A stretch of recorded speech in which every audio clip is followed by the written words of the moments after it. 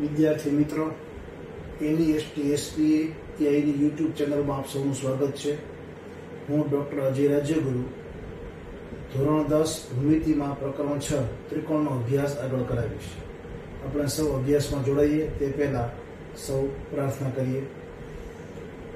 ઓમ સહનાવતુ સહનો ભુનક્તુ સહ વીર્યં કરવાવહે તેજસ્વિનાવધીતમસ્તુ મા વિદ્વિષાવહે. ઓમ શાંતિ શાંતિ શાંતિ.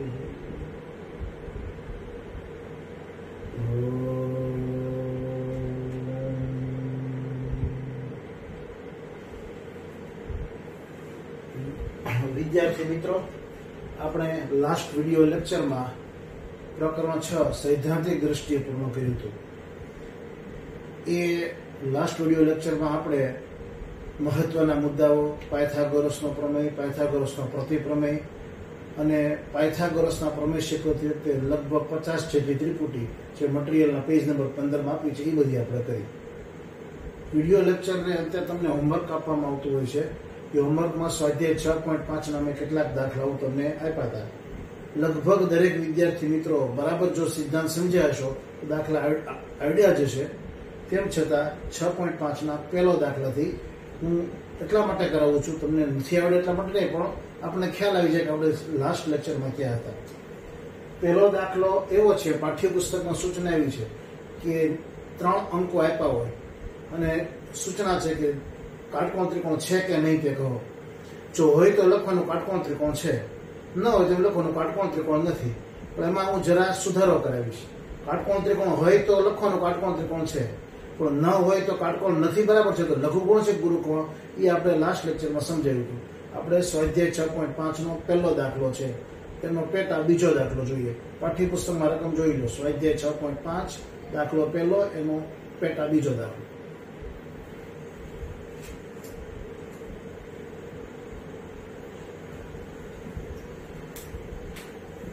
3 semi, 8 semi, 6 semi.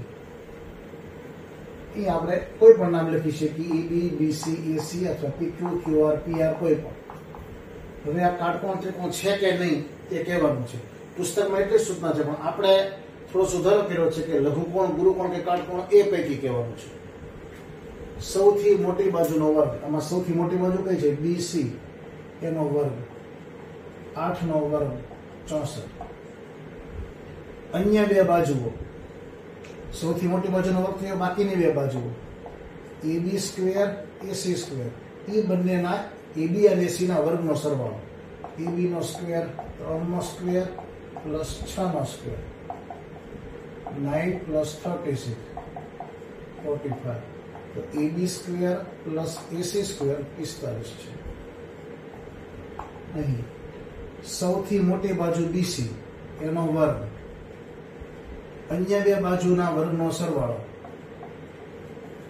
સૌથી મોટી બાજુનો વર્ગ શું આવ્યો? 64. અન્ય બે બાજુના વર્ગનો સરવાળો 45. શું છે? 64 ગ્રેટર ધેન 45. સૌથી મોટી બાજુનો વર્ગ અન્ય બે બાજુના વર્ગના સરવાળા કરતા મોટો હોય, તેથી આપેલો ત્રિકોણ ગુરુકોણ ત્રિકોણ છે. પાઠ્યપુસ્તકમાં સૂચના એમ છે કે કાટકોણ ત્રિકોણ છે કે નહીં તે કહો. તો આપણે એમાં શું કરવાનું? Equal to not. આ સરખા નથી ને સરખા ના હોય તો પાયથાગોરસના નિયમનું પાલન થતું નથી, માટે કાટકોણ ત્રિકોણ નથી. આપણે એનાથી એક સ્ટેપ આગળ ગયા. આપણે તો ખ્યાલ જ છે 64 ને 45 સરખા નથી, તમે લખી નાખો કાટકોણ ત્રિકોણ નથી. તો પુસ્તકમાં જે સૂચના છે મુજબ તો દાખલો બરાબર છે, પણ આપણે લાસ્ટ લેક્ચરમાં, વિડિયો લેક્ચરમાં સિદ્ધાંત સમજાવ્યા હતા કે સૌથી મોટી બાજુનો વર્ગ અન્ય બે બાજુના વર્ગના સરવાળા કરતા મોટો હોય તો આપણો ત્રિકોણ ગુરુકોણ. અહીંયા જો લેસ ધેન આવ્યું હોત તો લઘુકોણ ત્રિકોણ, ઇક્વલ ટુ આવ્યું હોત તો કાટકોણ ત્રિકોણ. તો 6.5 નો પહેલો દાખલો આ પ્રકારનો છે, તમને સૌને આવડશે. ક્લિયર?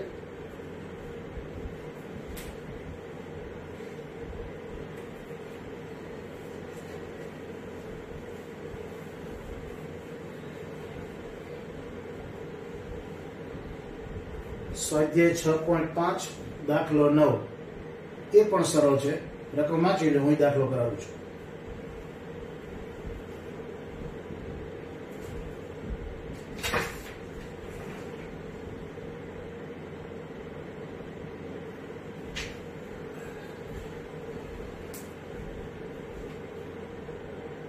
આ દિવાલ છે, આ જમીન છે. દિવાલ જમીન સાથે 90 નો ખૂણો બનાવે. આ દાખલો પરીક્ષામાં પૂછાય ત્યારે વિગતવાર કેમ કરવું એ તમે જાણો છો. હું માત્ર અત્યારે હિન્ટ આપું છું. એટલે સરળ છે. એટલે 10 મીટર લાંબી નિસરણી. આ નિસરણીના પગથિયા ખાલી ડ્રો કરવાના. વિશેષ નિસરણીનું ચિત્ર દોરવાની જરૂર નથી. 10 મીટર લાંબી નિસરણી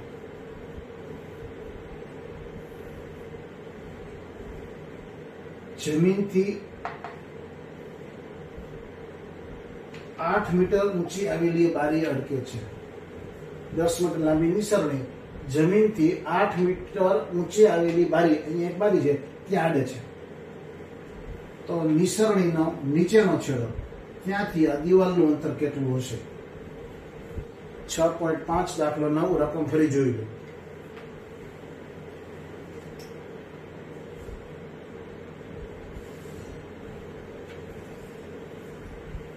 બરાબર છે. 10 મીટર નિસરણી, 8 મીટર બારી અડકે, તો નિસરણીના નીચેના છેડાનું આ દિવાલથી અંતર શોધો. દિવાલ અને નિસરણી હંમેશા 90 નો ખૂણો બનાવે. પાઠ્યપુસ્તકમાં આ દાખલો છે. આ જ દાખલો જો બોર્ડમાં પૂછાય તો બધું લખવું પડે વિગતવાર. ધારો કે EB શું છે? દિવાલ. 8 મીટર ઊંચી બારી છે. BC શું છે? જમીન. આ બે વચ્ચેનું અંતર આપણે શોધવાનું છે. AC શું છે? નિસરણી 10 મીટર. હવે અત્યારે જે બન્યો ત્રિકોણ ABC, ત્રિકોણ ABC માં ખૂણો B બરાબર 90. તેથી આ વાક્ય ખાસ લખવાનું. પાયથાગોરસના સિદ્ધાંત અનુસાર. કારણ કે સીધો પાયથાગોરસ નિયમ લખાય. પાયથાગોરસના સિદ્ધાંત અનુસાર આ લખવાનું. કર્ણનો વર્ગ બાકીની બે બાજુઓના વર્ગના સરવાળા જેટલો હોય. બસ દાખલો સરળ થઈ ગયો. ત્રિપુટી છે 6, 8, 10, 3, 4, 5, 5, 12, 13, 6, 8, 10. એટલે આ 10, 8 તો 6 આવશે સીધો. AB AC એટલે 10 નો સ્ક્વેર, AB એટલે 8 નો સ્ક્વેર, અને BC શોધવાનો છે એટલે BC નો સ્ક્વેર અનનોન છે. 10 નો વર્ગ 100, 8 નો વર્ગ 64 પ્લસ BC નો સ્ક્વેર. BC નો square equal to 100 minus 64 equal to 36. BC square equal to 36. BC equal to 6 metre. અહીંયા કોઈ વિદ્યાર્થી હોય, તેજસ્વી વિદ્યાર્થી પ્રશ્ન કરે તો થવો જોઈએ. કારણ કે 36 નું વર્ગમૂળ 6 એ નથી થતું. 36 નું વર્ગમૂળ થાય +6 અથવા -6, પ્લસ ઓર માઇનસ 6. પણ અહીંયા BC અંતર છે ને અંતર કદાપી ઋણ હોઈ શકે નહીં, એટલે અહીંયા માઇનસ લેવાનું નથી. વિચાર આવવો જોઈએ. 36 નું વર્ગમૂળ 6. તેજસ્વી વિદ્યાર્થી એમને આપણે પૂછીને 25 નું વર્ગમૂળ 5 જવાબ ન આપે. સારો વિદ્યાર્થી જવાબ હોય +or -5. 100 નું વર્ગમૂળ +or -10. તમે જવાબ આપજો. હવે તો તમને ખ્યાલ જ છે. કોઈ તમને પૂછે 81 નું વર્ગમૂળ તો બરાબર +or -9. પણ અહીંયા આપણે માઇનસ લઈ લઈએ. તેથી જે રકમના છેલ્લા શબ્દો છે એ વાક્ય લખી નાખવાનું. તેથી નિસરણીના નીચેના છેડાનું દિવાલથી અંતર 6 મીટર છે. એકમ ખાસ લખવાનું. એ નીચે લાઈન લખવાનું. આવો છે દાખલો છે. તો મેં થોડો વિગતવાર કરાવ્યો, કીધું કે ઝડપથી કરાવીશ. આની પછીનો દાખલો છે હું માત્ર તમને મૌખિક સમજાવીશ. સરળ છે. પાઠ્યપુસ્તક ઉદાહરણ 11 જોઈ લો.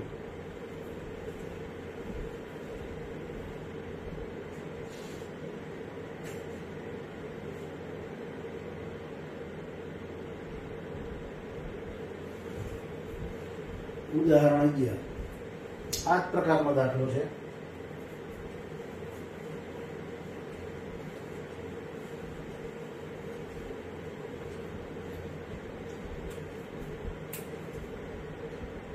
એક નિસરણી દિવાલને ટેકવેલી છે. નિસરણીનો નીચેનો છેડો દિવાલથી 2.5 મીટર દૂર છે. 2.5 મીટર. 2.5 મીટર. નિસરણી દિવાલને 6 મીટર ઊંચાઈ સુધી અડે છે. નિસરણીનો નીચેનો છેડો દિવાલથી 2.5 મીટર એટલે આ છે 2.5 મીટર. નિસરણી દિવાલને 6 મીટર ઊંચાઈ સુધી અડકે છે. તો નિસરણીની લંબાઈ શોધો. આ આપણે શોધવાનું છે. નિસરણીની લંબાઈ શોધવાની છે. પાયથાગોરસનો દાખલો છે. હવે હું કરાવતો નથી. આખો દાખલો તમે કરશો તો છેલ્લે AC બરાબર શું જવાબ આવશે વિચારી લો. અને નીચે પછી લાઈન લખવાની. તેથી નિસરણીની લંબાઈ એટલા મીટર છે. મિત્રો, મેં લાસ્ટ લેક્ચરમાં વાત કરી હતી. આ દાખલો તો આપણે ગણવો જ પડશે, પણ આ જ દાખલો ખાલી જગ્યામાં કે MCQમાં હોય અને જો આપણને ત્રિપુટી ખ્યાલ હોય તો વાંધો ન આવે. એક ત્રિપુટી છે 25, 60, 65. પાયથાગોરસની ત્રિપુટી મટીરીયલના પેજ નંબર 14 ઉપર આપેલી છે. 2.5, 6.0, 6.5. આ પણ ત્રિપુટી બને. તો આ 2.5 છે, આ 6.0 છે, તો ત્રણ કેટલું થશે 6.5 મીટર. તેથી નિસરણીની લંબાઈ 6.5 મીટર છે. આ પાઠ્યપુસ્તકનું ઉદાહરણ 11 છે. પણ યાદ રાખજો, આમ સીધો જવાબ નથી લખવાનો. પરીક્ષામાં 2 ગુણનો દાખલો હોય તો વિગતવાર કરવાનો. આકૃતિ દોરવાની, ડેટા લખવાના, નીચે આખી ગણતરી કરીને બોક્સ ને નીચે લીટી લખવાની. પણ ત્રિપુટીનો ફાયદો એ થાય કે આપણને ખ્યાલ આવે. આ દાખલો આવે એ પેલા ખબર પડે કે આ ત્રિપુટી 25, 60, 65 મુજબ આનો જવાબ 6.5 મીટર એટલે કે નિસરણી 6.5 મીટર લાંબી હોય. પણ મેં લાસ્ટ લેક્ચરમાં વાત કરી હતી, અત્યારે કહું છું, આ ખાસ ધ્યાન રાખજો કે કોઈ પણ કાટકોણ ત્રિકોણમાં પાયથાગોરસનો નિયમ લગાડો એટલે કર્ણ મળે. પણ એ કર્ણ અન્ય 2 બાજુઓ કરતા લંબાઈમાં મોટું જ હોય. એવું ક્યારે ન બને કે આ 6 હોય, આ 2.5 હોય અને આ 5.5 હોય. આના કરતા ઓછું ન હોય. આ બંને બાજુ કરતા કર્ણ હંમેશા મોટો જ હોય. 3, 4, 5 તો શું આવ્યું 5. 5, 12, 13 તો કર્ણ મોટો થયો 13. 7, 24, 25 તો કર્ણ મોટો થયો. એક સિદ્ધાંત લાસ્ટ વિડિયો લેક્ચરમાં જોયો તો, સમદ્વિ બાજુ કાટકોણ ત્રિકોણ I5 હોય, I5 હોય તો કર્ણ કેટલું થાય? સમદ્વિ બાજુ કાટકોણ ત્રિકોણમાં કર્ણનું માપ બાજુ કરતા √2 ગણું હોય. એટલે આ 5 તો આ 5√2 તો 5 અને 5 કરતા તો 5√2 મોટું જ થયું. હંમેશા કર્ણ મોટો જ હોય. આ વસ્તુ ખાસ યાદ રાખજો. અને આપણે જે મટીરીયલના પેજ નંબર 15 ઉપર જે 50 જેટલી ત્રિપુટી મેં આપી છે એ તમે રોજ થોડો અભ્યાસ કરશો એટલે યાદ રહી જશે. દાખલો તો ગણવો જ પડશે. તું એમ કહેતો તમે દાખલો ન કરો તો ચાલે. તમે આ દાખલો સીધી લીટી લખી નાખો કે નિસરણીની લંબાઈ 6.5 મીટર તો માર્ક નહીં મળે. દાખલો બધો કરવો જ પડે તો તમને ખ્યાલ આવે કે આનો જવાબ આવશે, ઝડપ થાય. અને એ ત્રિપુટી બધી પૂર્ણાંકમાં જ છે, પણ આવી ત્રિપુટી હોઈ શકે. ત્રિકોણ PQR માં ખૂણો Q કાટખૂણો છે. PQ 4, QR 5 તો PR શોધો. તો આ હોય ખરું, પણ આનો જવાબ પૂર્ણાંકમાં ન આવે, વર્ગમૂળમાં આવશે. કર્ણનો વર્ગ બાકીની 2 બાજુના વર્ગનો સરવાળો. આનો વર્ગ 16, આનો વર્ગ 25 બરાબર 41. તો આ જે આવશે વર્ગમૂળ 41 આવશે. ત્રિપુટી તો કોઈ પણ એટલે આ 4, 5 વર્ગમૂળ 41 એ ત્રિપુટી થઈ કહેવાય. કારણ કે 4 નો વર્ગ 16, 5 નો વર્ગ 25, 25 ને 16 41. તો 4, 5 સ્ક્વેર રૂટ 41 એ ત્રિપુટી થઈ. એવી તો ઘણી બને, પણ મેં મટીરીયલમાં માત્ર પૂર્ણાંક ત્રિપુટીઓ જ આપી છે. એ પોઈન્ટ માટે પણ સાચી છે. બરાબર. તો દાખલો 9 એની જેવું જ ઉદાહરણ 11 બંને સરળ છે. દાખલો 9 મેં વિગતવાર કરાવ્યો, ઉદાહરણ 11 માત્ર સમજાવી દીધું. ક્લિયર? હવે જે મેં હમણાં વાત કરી કે કાટકોણ ત્રિકોણમાં બાકીની કર્ણનું માપ અન્ય 2 બાજુઓ કરતા મોટું જ હોય, એ ક્યારે નાનું ન હોઈ શકે. એટલે એવો એક દાખલો લઉં છું. ઘણા વિદ્યાર્થીઓ શું કરે, ત્રિપુટી આવડતી એટલે સીધો જવાબ લખી નાખે. ક્યારેક એવો જવાબ લખવામાં દાખલો ખોટો પડી શકે. પાઠ્યપુસ્તક જુઓ, સ્વાધ્યાય 6.5 દાખલો 10. હું વિગતવાર નહીં કરાવું, ખાલી સમજાવી દઈશ. મારે એમાં એક મહત્વની વાત કહેવી છે. દાખલો 10 રકમ વાંચી દો.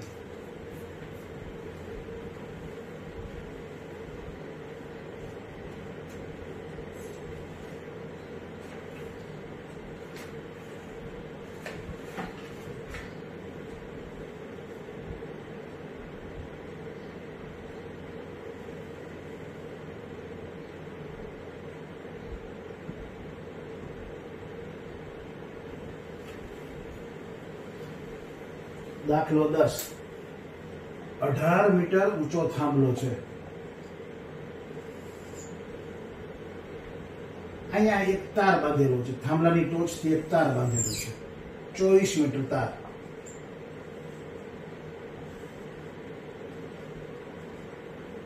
આ થાંભલો છે, 18 મીટર ઊંચાઈ ધરાવતો થાંભલો, અને થાંભલાની ટોચ સાથે એક તાર બાંધેલો છે. થાંભલો જમીન સાથે 90 જ ખૂણો બનાવે. પ્રશ્ન શું છે? આ તાર છે એને આમ તંગ બાંધવું છે. તંગ એટલે કડક, ટાઈટ રીતે ખેંચાયેલો રહે, આમ વચ્ચે જોડો ન પડે. તંગ એટલે ટાઈટ, કડક રીતે. તો આ થાંભલાથી કેટલા મીટર દૂર તારને બાંધવો જોઈએ કે જેથી તાર આમ ટાઈટ રહે, કડક રહે? આવું ન થાય. કેવા માંગે છે આમ તાર નથી કરવાનો, આમ જોડો ન પડવો જોઈએ. તંગ તાર, તંગ એટલે ટાઈટ, કડક. તો આ થાંભલાથી કેટલા મીટર અંતરે તારને બાંધવો જોઈએ કે જેથી આ તાર તંગ રહે, કડક રહે? આકૃતિ પરથી તો લાગે છે કે આ સિમ્પલ પાયથાગોરસ છે. તો ઘણા વિદ્યાર્થીઓને શું થાય, ત્રિપુટી સરસ રીતે આવડી ગયું, એટલે ત્રિપુટી આવડે એટલે સીધો જવાબ લખે. કાં તો સૌ સરળ દાખલો છે, એ વિદ્યાર્થી સાથે બની ગયેલી ઘટના. આ જ દાખલો તો તમે સેકન્ડમાં જવાબ આપ્યો. હું જરાક નવાઈ લાગી કે એટલો ઝડપી જવાબ તો આમ કઈ રીતે આવે? મને કે આ સાવ સહેલું છે, 30 મીટર. 30 મીટર જવાબ. 30 મીટર કઈ રીતે? કે ત્રિપુટી છે 18, 24, 30, 3, 4, 5, 5, 12, 13, 7, 24, 25 એમ ત્રિપુટી એના બરાબર વ્યવસ્થિત કરી નાખે. એટલે 18, 24, 30 મીટર જવાબ. બસ ત્યાં ભૂલ પડે. કર્ણ 24 હોય તો બાજુ ક્યારેય 30 હોય. કર્ણનું માપ ક્યારેય બાજુ કરતા, આ કર્ણ છે 24, એનું માપ ક્યારેય બાજુ કરતા નાનું ન હોય. તો આ 24 છે તો આ 30 હોઈ શકે? બાજુ કરતા કર્ણ ક્યારેય નાની ન હોય. એટલે એને ત્રિપુટી આવડે એટલે આવો દાખલો ઈરાદાપૂર્વક મૂક્યો તો આમ વિદ્યાર્થીઓ પ્રમાણે 18, 24, 30 ત્રિપુટી યુઝ કરીએ, પણ આમાં ત્રિપુટી યુઝ નહીં થાય. AB બરાબર થાંભલો 18 મીટર, AC બરાબર તાર 24 મીટર, BC શોધવાનું છે. આ ડેટા લખવા ફરજિયાત છે. ત્રિકોણ ABC માં ખૂણો B બરાબર 90. પછી વાક્ય લખવું ફરજિયાત છે, આમાં કોઈ આળસ ન કરે.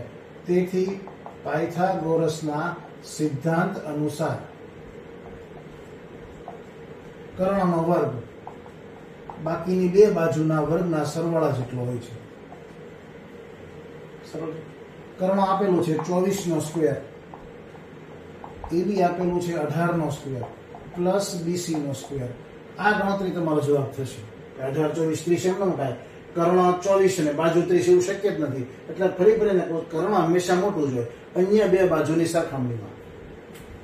24 નો વર્ગ 576, 18 નો વર્ગ 324 પ્લસ BC નો સ્ક્વેર.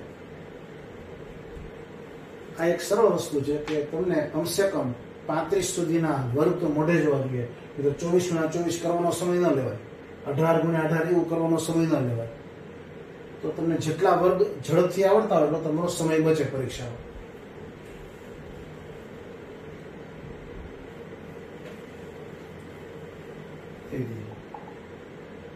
-576 -324 = BC square. આ 300 હિસાબ રહ્યો. BC square = 252. આ બંનેની બાદબાકી.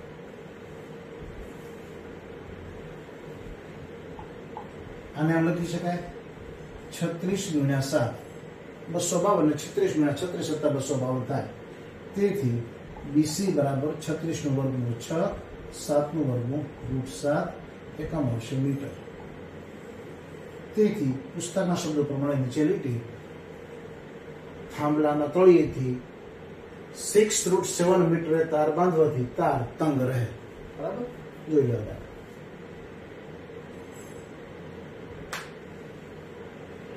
તો હવે આમાં 18, 24, 30 ની ભૂલ નહીં કરતા એટલા માટે મેં આ દાખલો કરાવ્યો. અઘરો નથી, સરળ છે, પણ સમજવા જેવો હતો કે ત્રિપુટી આવડતી હોય ને, સામાન્ય વિદ્યાર્થીને ત્રિપુટી ન આવડતી હોય, પણ ક્યારેક ત્રિપુટી આવડતી નુકસાનકારક. કઈ રીતે? 18, 24, 30 સમજાવ વગર લખી નાખે. એટલે તાર 24 મીટરનો અને બાજુ 30 મીટરની, તો એને ખ્યાલ ન હોય કે આપણે કંઈક ખોટું કર્યું. હવે તમે જોયો 6√7 મીટર છે એ 24 કરતા નાનું થાય, 18 છે એ 24 કરતા નાનું થાય. એટલે કર્ણ જ હંમેશા મોટો હોય. ક્લિયર? આ તો સ્વાધ્યાય 6.5 નો દાખલો 10મો જોઈ લો. બરોબર.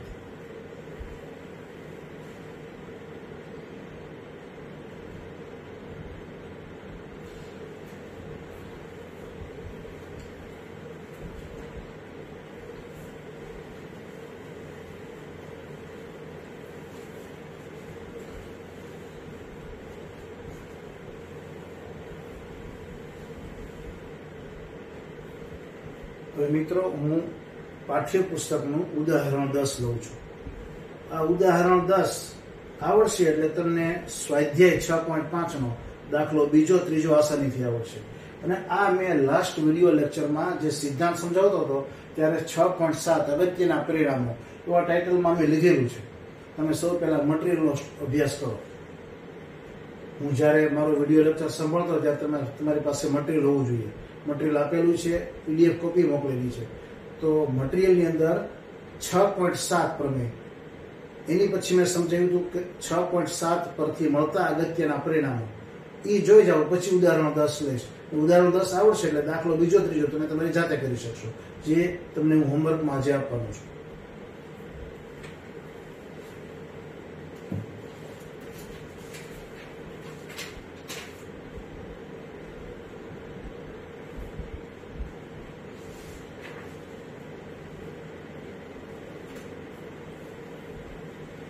મટીરિયલનું પેજ નંબર 13, પ્રમેય 6.7 પરથી મળતા અગત્યના પરિણામો એ બરાબર જોઈ જાઓ. પછી તમે ઉદાહરણ 10 માં ધ્યાન આપજો.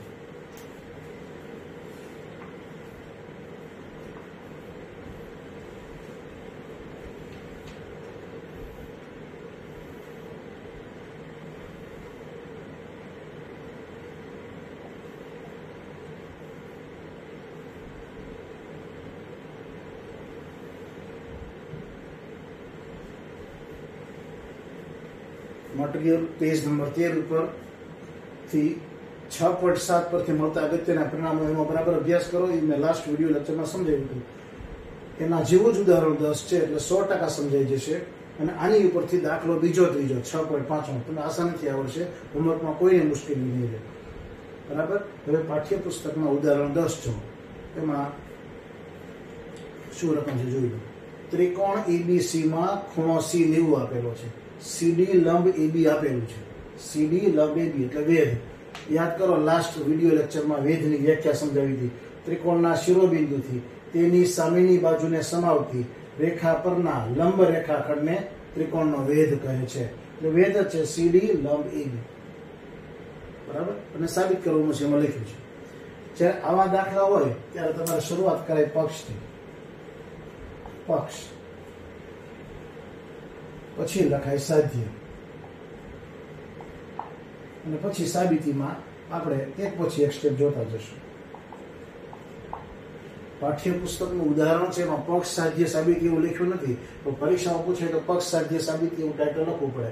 પક્ષ એટલે શું? ઘણા વિદ્યાર્થીઓ પક્ષ તો કઈ રીતે લખવાનું? પક્ષ એટલે આકૃતિનું વર્ણન જે તમને રકમમાંથી મળી રહે. સાધ્ય એટલે જે સાબિત કરવા માંગીએ છીએ તે જે પણ તમને રકમમાં મળે આપી જાય. એટલે પક્ષ અને સાધ્ય એ બંને તો તમને રકમમાંથી જ મળે, અને સાબિતી તમારા મગજમાંથી નીકળે અત્યાર સુધી સમજેલા સિદ્ધાંતોને આધારે. ફરીવાર, પક્ષ એટલે આકૃતિનું વર્ણન જે રકમમાં આપ્યું એ રકમનું વર્ણન, આકૃતિનું વર્ણન, એનું નામ પક્ષ. જે સાબિત કરવાનું છે જે પણ રકમમાં જ આપેલું હોય એનું નામ સાધ્ય.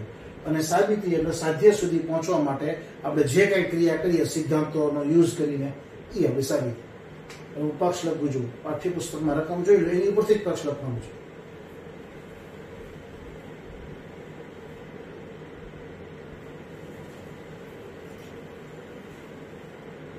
ત્રિકોણ ABC માં ખૂણો ACB બરાબર 90 છે. ACB બરાબર 90 તથા CD લંબ AB, અલંબનો સંકેત CD લંબ AB. પાઠ્યપુસ્તક જોતા જાઓ, એમાંથી મેં પક્ષ લીધું છે. ત્રિકોણ ABC માં ખૂણો ACB બરાબર 90 તથા CD લંબ AB. આ આકૃતિનું વર્ણન. આ સિવાય આકૃતિમાં બીજું કાંઈ તમને દેખાતું નથી. હવે આગળ રકમ જુઓ.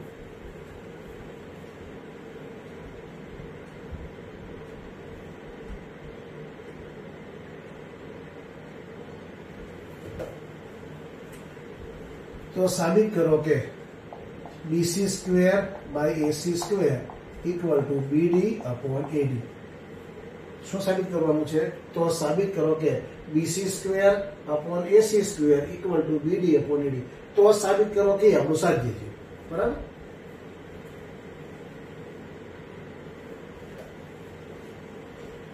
તો આકૃતિનું વર્ણન, એનું નામ પક્ષ.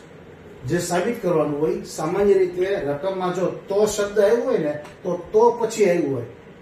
ત્રિકોણ એબીસી માં ખૂણો એસી બરાબર 90 તથા સીડી લંબ AB તો સાબિત કરો કે, એટલે તો પછીનું વાક્ય હોય ને મોટે ભાગે સાધ્ય થતું હોય, પણ જરૂરી નથી કે દર વખતે રકમમાં તો શબ્દ હોય જ, પણ જો તો શબ્દ હોય તો પછીનું વિધાન સાધ્ય થાય. પણ આપણે એવું યાદ ના રાખવું આકૃતિનું વર્ણન પક્ષ અને જે સાબિત કરવાનું હોય તે સાધ્ય. કારણ કે ઘણી વખત એવું બને કે દાખલામાં તો શબ્દ આપ્યો જ ન હોય, તો એવું કોઈ નિયમ નથી, તો આપ્યો તો તમે આસાનીથી સાધ્ય મેળવી શકશો. બરાબર. સાબિતી મટીરીયલના 13મા પાનાનો બરાબર અભ્યાસ કરજો.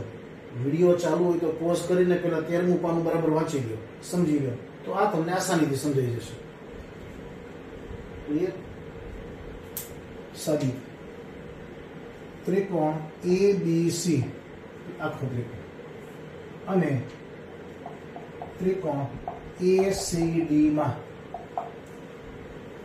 આખો ત્રિકોણ ABC ACD એટલે આ ત્રિકોણ.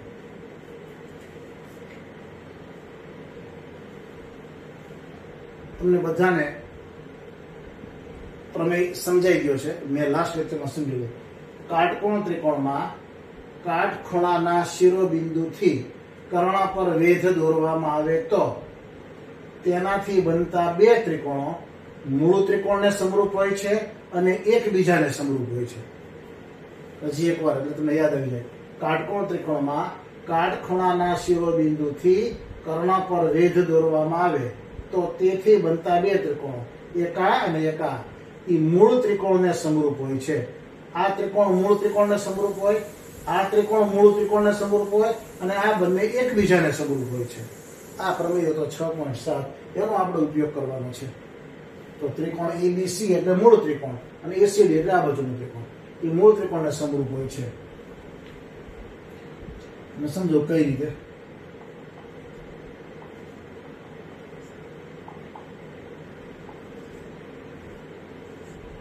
બે ત્રિકોણનો ઉપયોગ થયો એટલે ખૂબ આવશે. આ પરીક્ષામાં પણ લખવું જોઈએ કઈ રીતે.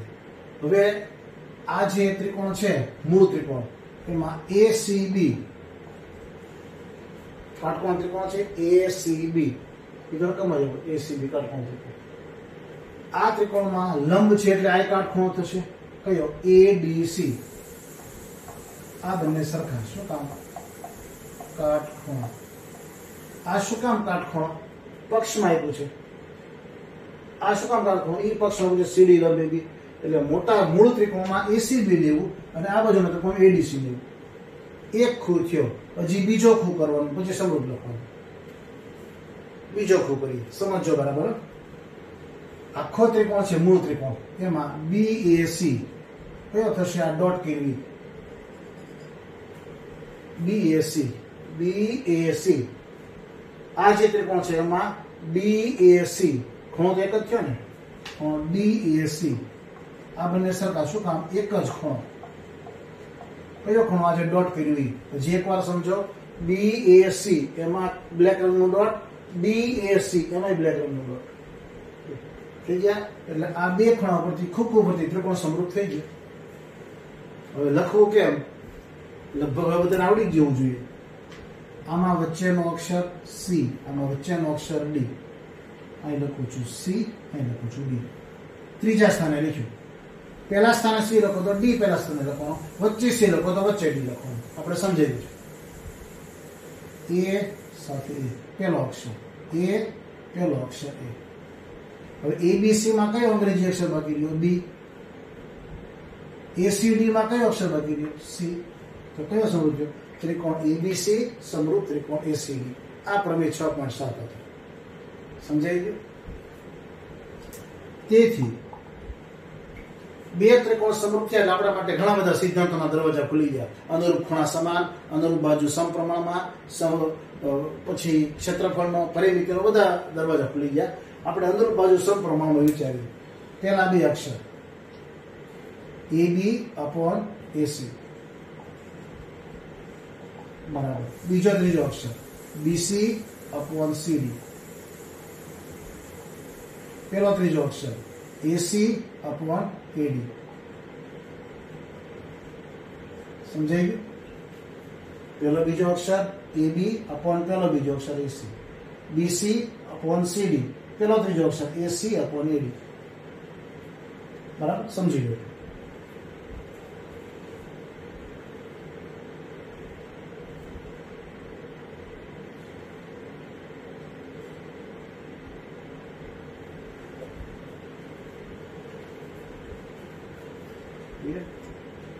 આપણી રાઇટરમાં આની જરૂર નથી એટલે હું લખતો નથી, સમજવા માટે લખ્યું હતું ઇક્વલ ટુ એસી અપોન એડી. પેલું ખોટું નહોતું પણ જરૂર નથી એટલે ન લખ્યું. તેથી ક્રોસ ગુણાકાર એસી નો એસી હારે ગુણાકાર, એસી સ્ક્વેર એબી નો એડી હારે ગુણાકાર, એબી ઇન્ટુ એ બર, પરિણામ નંબર 1. એટલું જોઈ લો. હવે આપણે બીજા ત્રિકોણ કરશું. એક લાઈન, બીજી લાઈન, ત્રીજી લાઈન, ચોથી લાઈન, 5 ને 6 આવી જે 6 લાઈન બીજા ત્રિકોણ માટે તમારે જાતે કરવાની છે અને પછી રાઇટર સરળતાથી પૂરી થઈ જશે.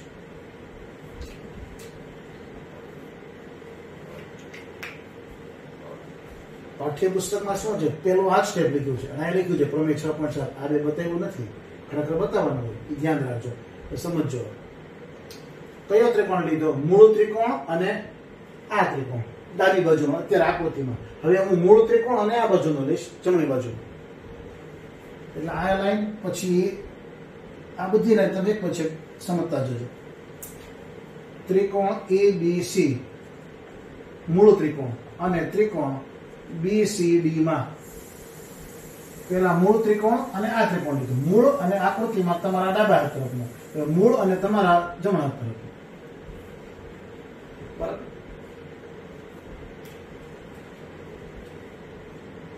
બે ખૂણા એનું કારણ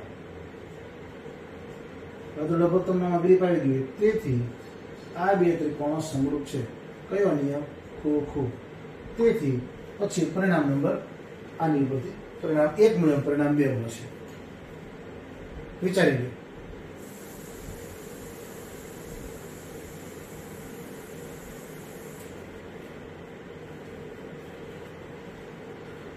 મૂળ ત્રિકોણમાં કયો ખૂણો કાટખૂણો છે? જો આ વર્ગખંડનો લેક્ચર હતો તો તમને સમજાવે, તમને તમારામાંથી કોઈ ઉભા કરીને બોલાવો.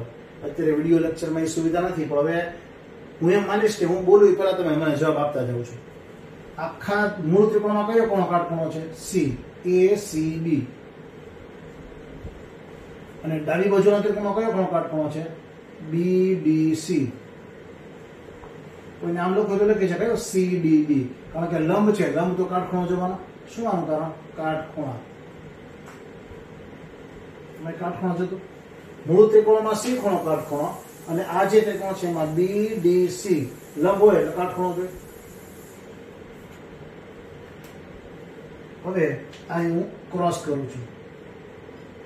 આખા ત્રિકોણમાં આ ખૂણાનું નામ ABC. ABC એટલે ક્રોસ કર્યો એ. આ જે નાનો ત્રિકોણ છે એમાં DBC. આ બંને શું કામ સરખા? એક જ ખૂણો, કારણ કે આમાં જેમ ડોટ હતો એમાં ક્રોસ છે. આખા ત્રિકોણમાં ABC એટલે B ખૂણો. આ બાજુના ત્રિકોણમાં DBC એટલે ખૂણો તો B થયો, ખૂણો એક જ થયો, એક જ ખૂણો. તેથી બે ત્રિકોણો સમરૂપ છે ખૂણા આધારે. હવે તમે વિચારો કઈ રીતે કરવું, પછી હું લખું છું.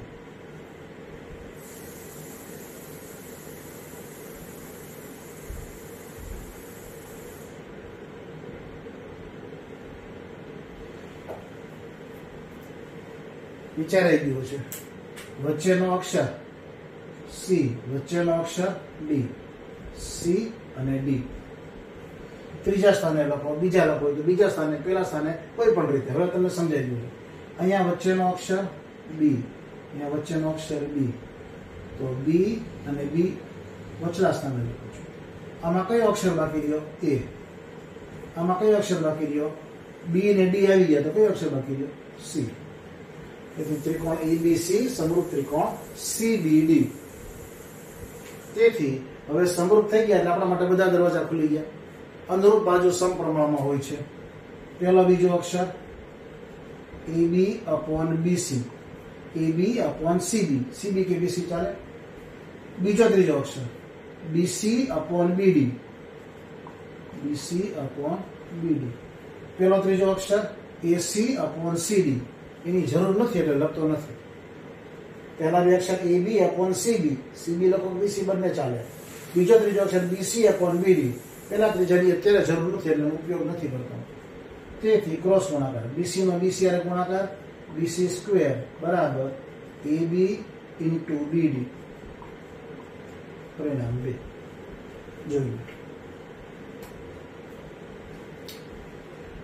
1 2 3 4 5 6 લાઈન આ ત્રિકોણની 1 2 3 4 5 6 લાઈન આની 6 લાઈન મૂળ ત્રિકોણની અને ડાબી બાજુના ત્રિકોણની 6 લાઈન મૂળ ત્રિકોણની અને જમણી બાજુના ત્રિકોણની. આમ જમણી ડાબી એવું કઈ હોય નહીં. અત્યારે આકૃતિ પ્રમાણે હું બોલું છું, તમે સમજી શકો એટલા માટે. બસ રાઈટ પૂરી. હવે તો છેલ્લો તબક્કો જગ્યાના ભાવી લખું છું. હવે પરિણામ 2 ભાગ્યા 1 કરતા પરિણામ 2 નો અને 1 નો ભાગાકાર.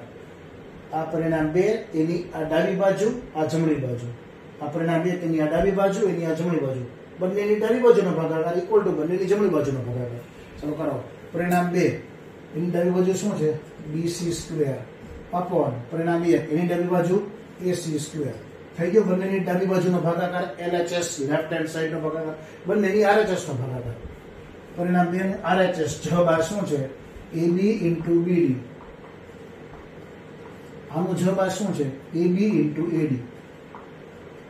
તો પરિણામ 2 ની એલએચએસ નો ભાગાકાર પરિણામ 2 ની આરએચએસ નો ભાગાકાર. AB AB cancel. તેથી BC square upon AC square equal to BD upon AD. BD upon AD થઈ ગયો. અહીંયા આપણો આ પૂરું થાય ત્યારે આવી રીતે આમ ઊભી પટ્ટી કરવાની. અહીંયા આપણી રાઇટરી પૂરી થઈ. પાઠ્યપુસ્તકમાં પક્ષ સાધ્ય એવું ટાઇટલ લખ્યું નથી. ઉપરાંત આ સ્ટેપ લીધું સીધું. આ 2 સ્ટેપ નથી લીધા ડાયરેક્ટ. આમાં આ 2 સ્ટેપ ને સીધું આ સ્ટેપ. ખરેખર આ મેં બોર્ડ ઉપર લખ્યું રીતે જ રાઇટર લખાવી જોઈએ. તમને જ્યારે ટેસ્ટ લેવામાં આવશે ત્યારે રાઇટર પૂછવામાં આવશે આ ટાઈપની. આ એવું નહીં તો તમને આવડવી જોઈએ. આખી રાઇટર હું રિપીટ કરું છું. પછી સ્વાધ્યાય 6.5 નો દાખલો બીજો ત્રીજો તમે આસાનીથી કરી શકશો. આ પ્રમાણે જ કરવાનો છે. ક્લિયર? પક્ષ અને સાધ્ય રકમમાંથી બને. ફરીથી સમજાવું છું. પક્ષ એટલે આકૃતિનું વર્ણન, એનું નામ પક્ષ. જે આકૃતિમાં કીધું એને તમે વ્યવસ્થિત રીતે ગાણિતિક ભાષામાં લખો એ તમારું પક્ષ. જે સાબિત કરવાનું છે સાધ્ય. જો રકમમાં તો શબ્દ ઉપયોગ કર્યો હોય તો સામાન્ય રીતે તો પછીનું વાક્ય રચના છે એ સાધ્ય બનતી હોય છે. પણ તો ન હોય તો આપણે સાબિત જે કરવાનું છે એને સાધ્ય કહી શકાય. આ મૂળ ત્રિકોણ છે. આ ત્રિકોણ ડાબી બાજુનો, આ ત્રિકોણ જમણી બાજુનો. 6.7 નો ઉપયોગ કરવાનો છે. કાટકોણ ત્રિકોણમાં કાટખૂણાના શિરોબિંદુથી કર્ણ પર વેધ દોરવામાં આવે તો તેથી બનતા 2 ત્રિકોણો મૂળ ત્રિકોણને સમરૂપ હોય છે અને એકબીજાને સમરૂપ હોય છે. તો મૂળ ત્રિકોણ અને આકૃતિ પ્રમાણેનો ડાબી બાજુનો ત્રિકોણ આ પ્રમાણે પરિણામ 1 મળ્યું. ખૂખુના આધારે મૂળ ત્રિકોણ અને જમણી બાજુનો ત્રિકોણ એના તરફ પરિણામ 2 મળ્યું. એમાં ખૂખુના આધારે એક પરિણામ 1 અને પરિણામ 2. તો પરિણામ 2 અને 1 નો ભાગાકાર કર્યો એટલે આપણને મળી ગયું. બરાબર સમજી લ્યો. અગાઉ વાત થયેલી છે. જો કંઈક ડાઉટ હોય તો તરત નોટ ડાઉન કરીને પછી મને મળવાનું. હવે આ જ પ્રમાણે તમે સ્વાધ્યાય 6.5 નો દાખલો બીજો ત્રીજો આસાનીથી કરી શકશો. આવડશે બીજો ત્રીજો. તો હોમવર્કમાં બીજો ત્રીજો દાખલો આપું તો તમને આવડવું જોઈએ. બરાબર આખો જોઈ લો પછી આપણે આગળ વધીએ.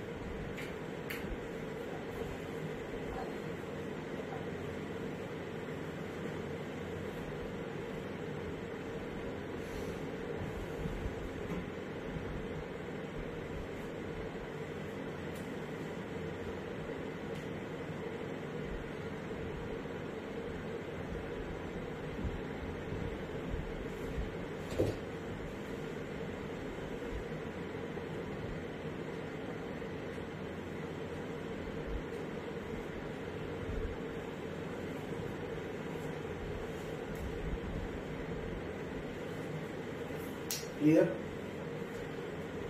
હજી આપણે એક પાયથાગોરસના પ્રમેયનો ઉપયોગ વાળી રાઇડર લઈએ. સૌ સરળ રાઇડર હોય છે. બરાબર સમજો. 2 વાર 3 વાર 4 વાર સમજવાની કોશિશ કરજો. 6.5 માં બીજો ત્રીજો તમારી જાતે કરજો. આ પ્રમાણે જ કરવાનો છે. સરળ છે. ક્લિયર?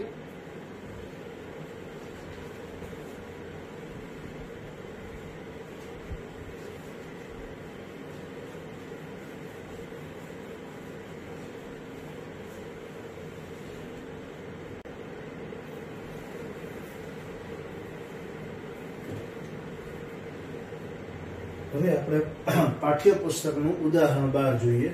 સરળ છે, સરળ રાઇટર છે. પાયથાગોરસના નિયમની મદદથી એ રાઇટર આસાનીથી સોલ્વ થઈ શકશે. બરાબર સમજો. પાઠ્યપુસ્તક ઉદાહરણ 12.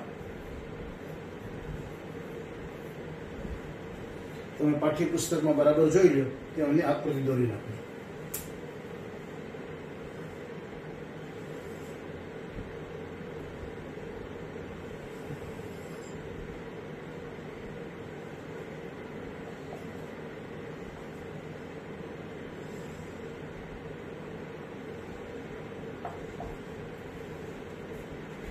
આપેલ આકૃતિમાં એડી લંબ બીસી છે. આ એડી બીસી ને લંબ છે એટલે વેધ થયો કહેવાય. ત્રિકોણના શિરોબિંદુથી તેની સામેની બાજુને સમાવતી રેખા પરના લંબ રેખાખંડને ત્રિકોણનો વેધ કહે છે. આ વેધ છે. હવે આકૃતિનું વર્ણન, એનું નામ પક્ષ. તો તમે રકમમાં જોયું છે શું પછી આપેલ આકૃતિમાં, આપણે આપેલ આકૃતિમાં હોય ને લખી આમ લખશું, ત્રિકોણ એબીસી માં એડી લંબ બીસી છે. આ આપણું પક્ષ. ત્રિકોણ એબીસી માં એડી લંબ બીસી. જે સાબિત કરવાનું હોય તે સાધ્ય. તો સાધ્ય સાધ્ય છે.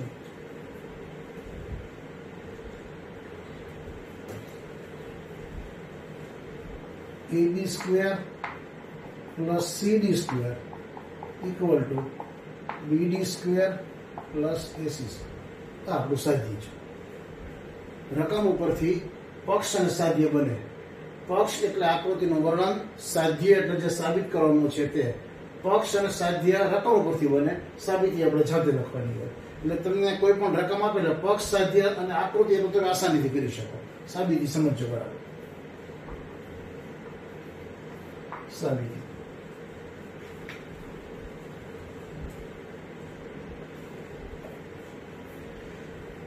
પાઠ્યપુસ્તકમાં ઉદાહરણ છે, એમાં પક્ષ, સાધ્ય એવું લખ્યું નથી ટાઇટલ. આપણે લખવાના, આકૃતિ દોરવાની પદ્ધતિસર. ફરીવાર આકૃતિનું વર્ણન એટલે પક્ષ, જે સાબિત કરવાનું હોય તે સાધ્ય. એટલે પક્ષ, સાધ્ય અને આકૃતિ તમે પુસ્તક ઉપરથી પુસ્તકમાં આપેલી રકમ ઉપરથી લખી શકો. તમારા પ્રશ્નપત્રમાં રકમ હોય એની ઉપરથી પક્ષ, સાધ્ય, આકૃતિ એટલું તમે કરી શકશો. સાબિતી જોજો બરાબર. ત્રિકોણ ABC માં એડી લંબ બીસી. આપણે ક્યાંથી લીધું? પક્ષમાં. પક્ષ એટલે રકમ, રકમમાં જ આપેલું છે. હવે આ વેધ છે એટલે બે ત્રિકોણ બને. એક ત્રિકોણ આ હું નામ બોલું છું ADB, જ્યાં હું બ્લુ પેન ફેરવું છું. આકૃતિમાં બરાબર સમજો. આ એક ત્રિકોણ બન્યો ADB. આ કાટકોણ ત્રિકોણ. બીજો આ ત્રિકોણ બન્યો ADC.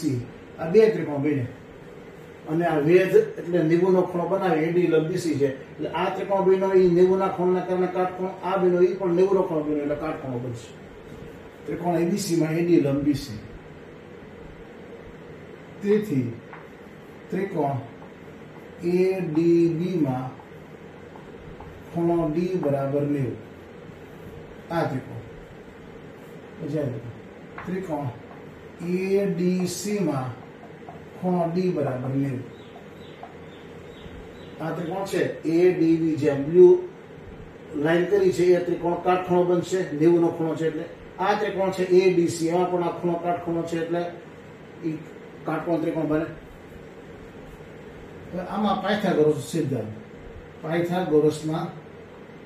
પાયથાગોરસના સિદ્ધાંત અનુસાર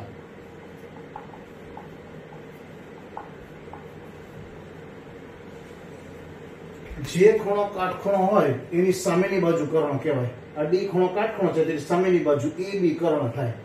તો પાયથાગોરસનો સિદ્ધાંત કર્ણનો વર્ગ.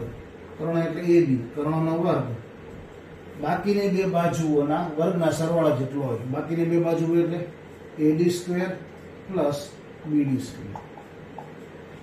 ક્લિયર? સમજાઈ ગયું? હા. પરિણામ નંબર 1. આ ત્રિકોણમાં પાયથાગોરસ. હવે આ ત્રિકોણમાં પાયથાગોરસ વાપરી. ADC માં ખૂણો D 90 નો છે. તેથી પાયથાગોરસના સિદ્ધાંત અનુસાર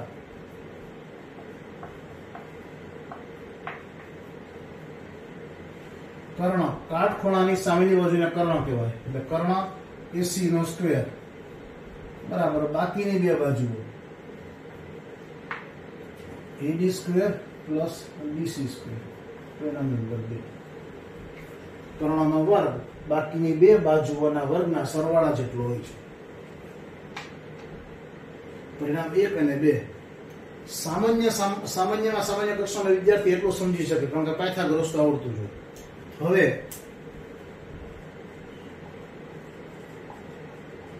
પરિણામ 1 માઇનસ 2 કરતા 1 અને 2 ની બાદબાકી કરતા એટલે પરિણામ 1 અને આ પરિણામ 1 આ પરિણામ 2 આ પરિણામ 1 ની ડાબા એટલે LHS આ પરિણામ 2 ની ડાબા LHS આ પરિણામ 1 ની જમણી બાજુ આ પરિણામ 2 ની જમણી બાજુ જવાબ RHS right hand side 1 minus 2 કરતા એટલે બંને પરિણામના LHS ની બાદબાકી તો પહેલો પરિણામની ડાબી બાજુ AB સ્ક્વેર માઇનસ બીજા પરિણામની ડાબી બાજુ AC સ્ક્વેર ઇક્વલ ટુ બંનેની LHS ની બાદબાકી હવે બંનેની RHS ની બાદબાકી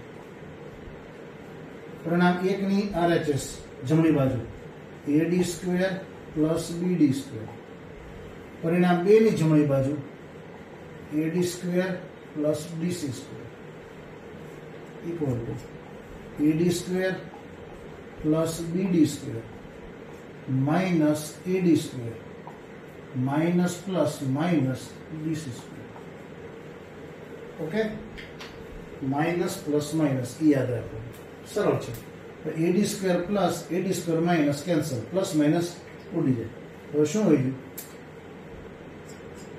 BD square minus DC square કોના બરાબર AB square minus AC square equal two એટલે આ ત્રિકોણમાં પાયથાગોરસ વાપરો આ ત્રિકોણમાં પાયથાગોરસ વાપરો પછી બંને પરિણામની બાદબાકી કરી બંને પરિણામની LHS ની બાદબાકી બંને પરિણામની RHS ની બાદબાકી એટલું સરળ છે હવે તમે જો રાઈટર સાવ સરળ છેલ્લું સ્ટેપ હવે આ માઇનસ AC સ્ક્વેર છે એ બરાબર ની આ બાજુ જાય કેવું થશે પ્લસ અને માઇનસ DC સ્ક્વેર બરાબર ની આ બાજુ આવે કેવું થાય પ્લસ આ પદ બરાબર ની પેલી બાજુ જાય પ્લસ આ માઇનસ છે એ પદ આ બાજુ આવે એટલે પ્લસ તેથી હું લખું છું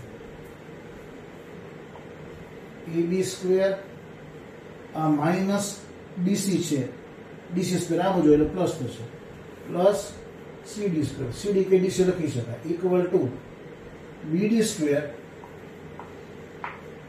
આ માઇનસ પેલી બાજુ જાય એટલે minus AC square plus AC square થઈ જાય પ્લસ AC સ્ક્વેર જો આપણું સાધ્ય હતું આ AB square plus CD square equal two BD square plus AC square જ્યાં રાઇડર પૂરી થાય ત્યાં એક પટ્ટી કરવાની રાઇડર અહીંયા પૂરી થઈ મિત્રો કેટલી સરળ રાઇડર છે તો પક્ષ અને સાધ્ય તમે આકૃતિ ઉપરથી અને રકમ ઉપરથી આસાનીથી બનાવી શકશો પક્ષ એટલે આકૃતિનું વર્ણન સાધ્ય એટલે આપણે જે સાબિત કરવું હોય તે જો પ્રશ્નમાં તો શબ્દ હોય તો સામાન્ય રીતે તો પછીનું વિધાન સાધ્ય થતું હોય પણ ઘણીવાર તો શબ્દ નથી હોતો બરાબર એટલે આ સાધ્ય ત્રિકોણ ABC માં AD લંબ BC આ પક્ષમાંથી છે રકમમાં જ આપ્યું છે આ ત્રિકોણમાં પાયથાગોરસ આ ત્રિકોણમાં પાયથાગોરસ બંનેની બાદબાકી સાવ સરળ બરાબર જોઈ લો પછી આપણે બીજી એક નાની એવી રાઇડર જોઈએ બરાબર જોઈ લો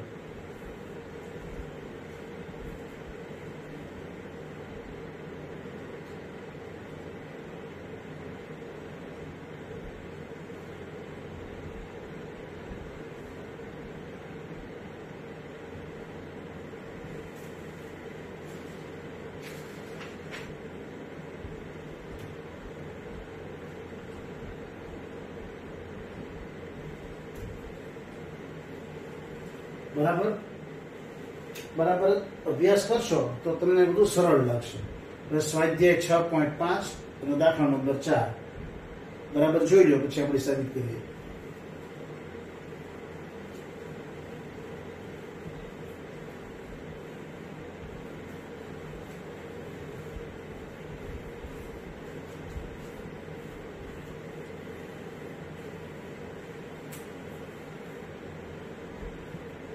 સ્વાધ્યાય 6.5 દાખલો 4 અત્યારથી એક વાત સમજી લેજો જેને ચોથો દાખલો આવડશે એને પાંચમો આપોઆપ આવડશે કારણ કે ચોથા જેવો જ પાંચમો છે તમે બંનેની રકમ વાંચશો એટલે ખ્યાલ આવશે. ચોથો છે એનો પ્રતિ પ્રમેય કહીએ ને એ પ્રતિ દાખલો છે.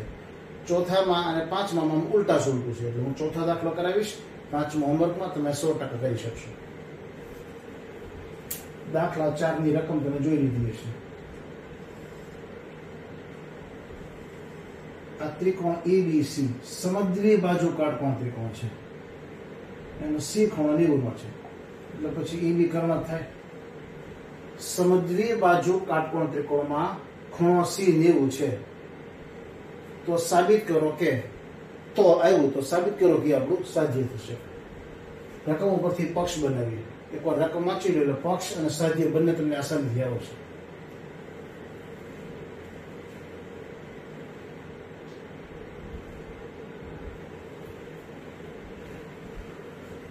દાખલો 4 છે. પક્ષ ત્રિકોણ ABC સમદ્વિ બાજુ ત્રિકોણ છે. સમદ્વિ બાજુ એટલે જે ત્રિકોણની બે બાજુ સરખી હોય તથા ખૂણો C બરાબર 90. પક્ષમાં આપ્યું છે સમદ્વિ બાજુ ત્રિકોણમાં ખૂણો C 90 છે. એટલે ત્રિકોણ ABC સમદ્વિ બાજુ ત્રિકોણ છે.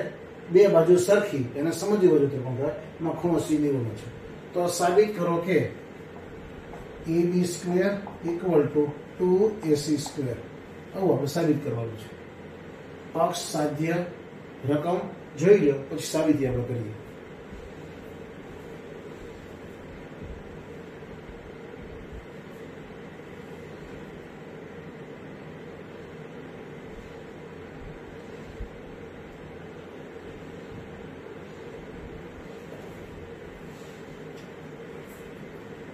બરાબર, સમજો, સાવ સરળ છે. ત્રિકોણ ABC સમદ્વિ બાજુ ત્રિકોણ છે અને એમાં ખૂણો C 90 છે. હવે જે ખૂણો કાટખૂણો હોય તેની સામેની બાજુને કર્ણ કહેવાય. એટલે AB કર્ણ છે. હવે આ બે બાજુમાં કર્ણ સિવાયની બે બાજુ સરખી હોય. AC અને AB તો સરખી ના હોય. કર્ણ બાકીની બંને બાજુ કરતા મોટી જ હોય, બાકીની બંને બાજુ કરતા નાની પણ ન હોય અને બાજુની જેટલી ન હોય. એટલે આ કર્ણ છે તો આ બે બાજુ સરખી થવાની. ત્રિકોણ ABC સમદ્વિ બાજુ છે તથા ખૂણો C બરાબર 90. ક્યાંથી લખ્યું? પક્ષમાં. તેથી આ ખૂણો 90 છે, કર્ણ કોઈ AB, તેથી AB કર્ણ થાય. ખૂણો C 90 છે, AB કર્ણ થવાનું. હવે AB કર્ણ થશે તો બાકીની બે બાજુના માપ જ સરખા હશે, કારણ કે ત્રિકોણ સમદ્વિ બાજુ છે. તેથી AC બરાબર BC થાય. આનો ઉપયોગ કરશું પરિણામ નંબર 1. ત્રિકોણ ABC સમદ્વિ બાજુ છે અને ખૂણો C 90 છે. 90 ના ખૂણાની સામેની બાજુ કર્ણ એટલે AB કર્ણ થાય અને કર્ણ સિવાયની બે બાજુ જ સમાન થાય, કારણ કે સમદ્વિ બાજુ છે. એટલે AC અને BC સમાન થશે. આકૃતિમાં જે હું ડિઝાઇન કરું છું કરવી ફરજિયાત છે. હવે ત્રિકોણ ABC માં ખૂણો C બરાબર 90 હોવાથી પાયથાગોરસના સિદ્ધાંત અનુસાર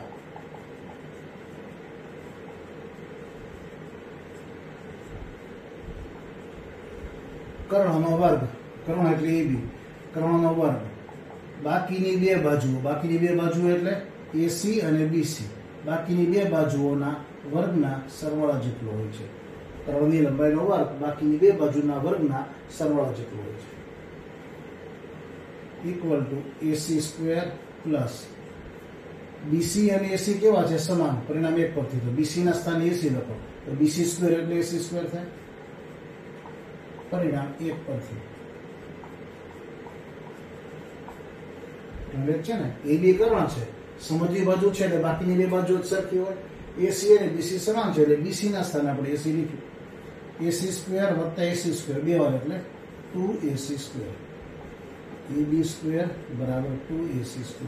અહીંયા આપણો પ્રશ્ન પૂરો થયો. ત્યાં અહીં પટ્ટી કરવાની. એ કેટલું સરળ છે. તેમ છતાં હું ફરીવાર સમજાવું છું. ત્રિકોણ ABC સમદ્વિ બાજુ ત્રિકોણ છે, રકમમાં આપેલું છે, પક્ષમાં આપેલું છે. ખૂણો C 90 છે, એ પણ પક્ષ છે.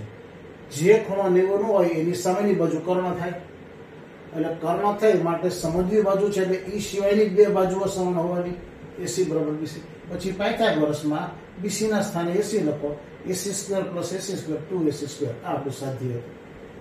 બરાબર સમજો મિત્રો. આ દાખલો ચોથો હતો. આ પક્ષ, આ સાધ્ય. હવે પાંચમો દાખલો તમે જાતે કરજો. એમાં શું છે? ત્રિકોણ એબીસી, આમાં પક્ષ છે, આ સાધ્ય. હવે એમાં સાધ્ય ઈ પક્ષ થશે, પક્ષ ઈ સાધ્ય થશે. સામાન્ય ફેરફાર છે, આના કરતા ઉલટો છે, પ્રતિ દાખલો છે, એટલે તમને આસાનીથી આવડશે.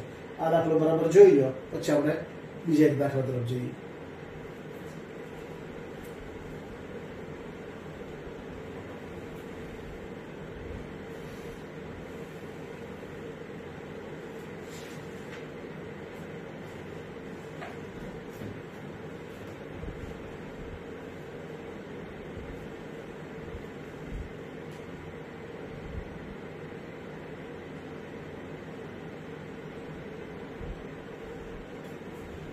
ક્લિયર? બરાબર. પાઠ્યપુસ્તક દાખલો 11 છે, પાયથાગોરસના સિદ્ધાંત પર આધારિત છે, પણ સમજવા જેવું છે. એટલે બરાબર 11માં દાખલાની રકમ વાંચી લ્યો, ત્યાં પર પછી દાખલો સમજવાની શરૂઆત કરીએ.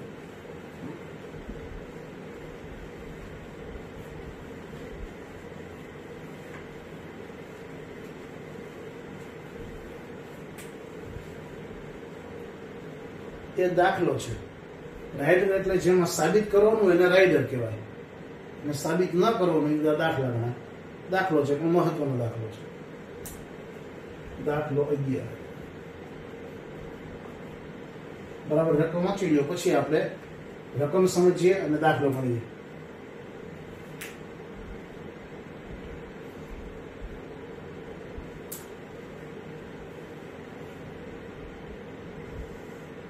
આ એક વિમાન મથક છે. વિમાન મથક એટલે એરપોર્ટ. ત્યાંથી એક વિમાન ઉત્તર દિશામાં ઉડે છે. આ ઉત્તર દિશા છે, એમ લખું છું, એમ એટલે નોર્થ. ઉત્તર દિશામાં એક વિમાન ઉડે છે અને એ અમુક સમય પછી અહીંયા પહોંચે, બિંદુ બી પર છે. આ વિમાન મથકેથી એક વિમાન પશ્ચિમ દિશા તરફ જાય છે. પશ્ચિમ લખું છું, ડબલ્યુ, વેસ્ટ એટલે પશ્ચિમ. વિમાન મથકથી એક વિમાન ઉત્તર દિશા તરફ ઉડ્ડયન કરે છે અને અમુક સમય પછી અહીંયા પહોંચે છે. આ એરપોર્ટથી એક વિમાન પશ્ચિમ દિશામાં જાય છે, એ પણ આ અમુક સમય અહીંયા પહોંચે છે. બરાબર તમે રકમ વાંચી છે, એમાં સ્પષ્ટ છે. એક વિમાન મથકેથી એક વિમાન ઉપડ્યું અને એની ઉત્તર દિશામાં, અને એની સ્પીડ આપી છે 1000 કિલોમીટર પ્રતિ કલાક. 1000 કિલોમીટર પ્રતિ કલાક. 1000 કિલોમીટર પ્રતિ કલાકની ઝડપથી ઉડે છે. જે પશ્ચિમ દિશામાં વિમાન જાય છે એની સ્પીડ છે 1200 કિલોમીટર પ્રતિ કલાક. આનો એકમ છે કિલોમીટર પ્રતિ કલાક. કિલોમીટર પ્રતિ કલાક. ઉત્તર દિશામાં જતું વિમાન 1000 કિલોમીટર પ્રતિ કલાકની ઝડપે ઉડે છે, એમ એટલે નોર્થ, ઉત્તર દિશામાં. પશ્ચિમ દિશામાં જતું વિમાન 1200 કિલોમીટર પ્રતિ કલાકની ઝડપથી ઉડ્ડયન કરે છે. ડબલ્યુ એટલે વેસ્ટ, પશ્ચિમ. અહીંથી ઉડ્યા પછી આ 1.5 કલાક અહીંયા પહોંચે છે. અહીંયા 1.5 કલાક અહીંયા પહોંચે તો 1.5 કલાક પછી બંને વિમાન એકબીજાથી કેટલા દૂર હશે? 1.5 કલાક પછી અહીંથી ઉપડેલું વિમાન બી બિંદુ પાસે પહોંચે છે. 1.5 કલાક પછી અહીંથી ઉપડેલું વિમાન સી બિંદુ પાસે પહોંચે છે. તો પ્રશ્ન છે 1.5 કલાક પછી આ બંને વિમાનો એકબીજાથી કેટલા દૂર હશે? બરાબર. આખી રકમ ફરીવાર વાંચી લો, મેં માત્ર રકમ જ સમજાવી છે. વિમાન મથક, ઉત્તર દિશામાં ઉડતું વિમાન, એની ઝડપ 1000 કિલોમીટર પ્રતિ કલાક. પશ્ચિમ દિશામાં ઉડતું વિમાન, એની ઝડપ 1200 કિલોમીટર પ્રતિ કલાક. તો 1.5 કલાકને અંતે બંને વિમાનો એકબીજાથી કેટલા દૂર હશે? બરાબર. આમ આપ્યું છે 1.1 કલાક એટલે 1.5 કલાક પછી. આનો અર્થ શું થાય? 2 × 1 = 2 + 1 = 3 એટલે 3/2 કલાક. 1.5 કલાક મતલબ 3/2 કલાક. 1.1 2 × 1 = 2 + 1 = 3 3/2 કલાક. 1.5 એટલે 1.5 એટલે 3/2. બરાબર. આ આપણો પ્રશ્ન છે. બરાબર. પ્રશ્ન સમજી ગયો. પછી આપણે દાખલો ગણવાની શરૂઆત કરીશું. હવે એ એરપોર્ટ છે, વિમાન મથક, ત્યાંથી આ વિમાન ઉડે છે. 1.5 કલાક અહીંયા પહોંચે છે. તો અહીંથી અહીં સુધીમાં એને કેટલું અંતર કાપ્યું? આ તો એની ઝડપ છે 1000 કિલોમીટર પ્રતિ કલાક. એટલે 1 કલાકમાં 1000 કિલોમીટર. તો 1.5 કલાકે આને કેટલું અંતર કાપ્યું છે એ પહેલા આપણે સમજી લઈએ. AB શું થશે? AB બરાબર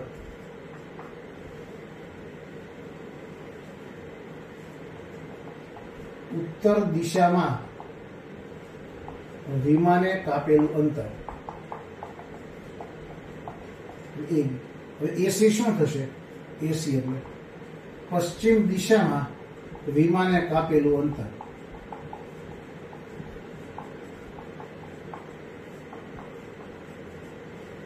AB એટલે ઉત્તર દિશામાં વિમાને કાપેલું અંતર 1.5 કલાક પછી. આ તો કલાકની સ્પીડ આપી છે 1000 કિલોમીટર/અવર. અહીંયા 1200 કિલોમીટર પ્રતિ કલાક કલાકની સ્પીડ છે. 1.5 કલાક પછી આને કેટલું અંતર કાપ્યું છે? અંતરનું સૂત્ર છે તમારે યાદ રાખવાનું, ઝડપ ગુણ્યા સમય.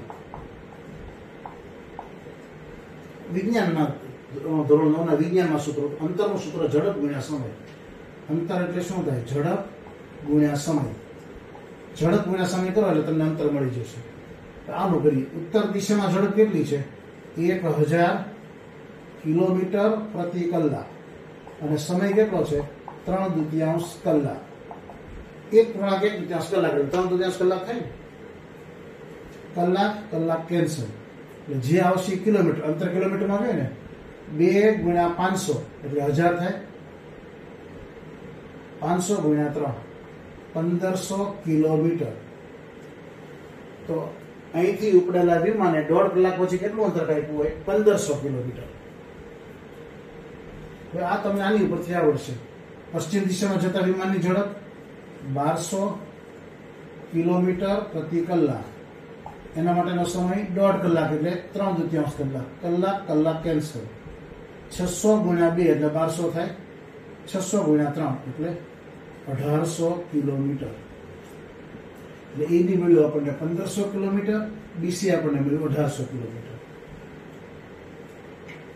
એટલે આ 1500 મળ્યું 1800 એટલે પાયથાગોરસના આધારે આસાનીથી મળી જાય. બરાબર? એટલું જોયું. સૂત્ર યાદ રાખજો. આ અંતરનું સૂત્ર ઝડપ ગુણ્યા સમય.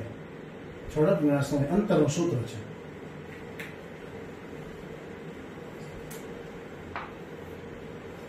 હવે ઉત્તર દિશા અને પશ્ચિમ દિશા એની વચ્ચેનો ખૂણો 90 નો હોય. ઉત્તર દિશા એટલે ઉપર તરફ, પશ્ચિમ દિશા એટલે આ તરફ, એની વચ્ચેનો ખૂણો 90 નો હોય. એટલે ત્રિકોણ ABC માં, હવે ત્રિકોણ ABC માં ખૂણો A બરાબર 90 મળ્યો. ત્રિકોણ ABC માં ખૂણો 90. તેથી પાયથાગોરસના સિદ્ધાંત અનુસાર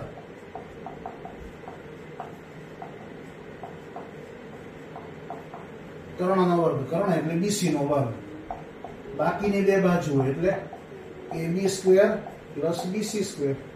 બસ દાખલો સરળ થઈ ગયો આપણા માટે. હવે ખાલી કિંમતો મૂકીને દાખલો જ કરવાનો છે. આમ દાખલો જોઈએ ત્યારે કેવું લાગતું હતું? તો બહુ મુશ્કેલ હશે. પછી આગળ ગણતરી સમજવા જેવી છે. AB આપણી પાસે છે 1500 કિલોમીટર, BC આપણી પાસે છે 1800 કિલોમીટર. તો AB 1500 એનો સ્ક્વેર, BC 1800 એનો સ્ક્વેર. જોઈને કઈ રીતે થશે બરાબર સમજો. 15 નો વર્ગ એ તો બધાને આવડતો હશે, 225. આ કેટલા શૂન્ય છે? 2 શૂન્ય.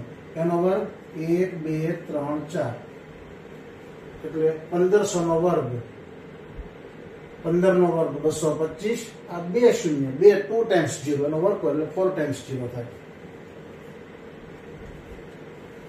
22,50,000 રૂપિયા વાંચવાની જરૂર નહીં.